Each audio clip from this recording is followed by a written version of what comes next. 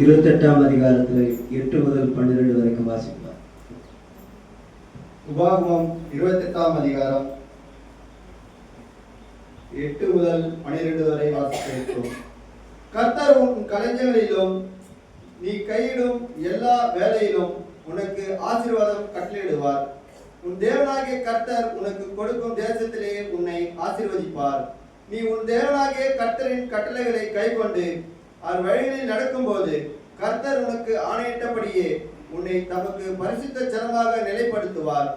அப்பொழுது கர்த்தருடைய நாமம் உனக்கு தரிக்கப்பட்டது என்று பூமியின் ஜனங்கள் எல்லாம் கண்டு உனக்கு பயப்படுவார்கள்.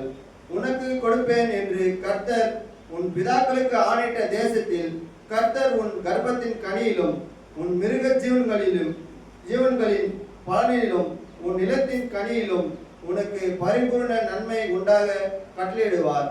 ஏற்ற காலத்தில் உன் தேசத்திலே மழை பெய்யவும் நீ கையிட்டு செய்யும் வேலையெல்லாம் ஆசீர்வதிக்கவும் கர்த்தர் உனக்கு தமது நல்ல பொக்கிஷ சாலையாகிய வானத்தை திறப்பார். நீ அநேக ஜாதிகளுக்கு கடன் கொடுப்பாய், நீயோ கடன் வாங்காதிருப்பாய் என்றார் என்பதே. Hallelujah, hallelujah. Praise the lord. ஆசீர்வதிக்கப்பட்ட வார்த்தைகள், ஆசீர்வாதமான வார்த்தைகளை வாசிக்க கேட்டீர்கள். கர்த்தர் உங்களை ஆசீர்வதிப்பாரா. இப்போது சாட்சி நேரம்.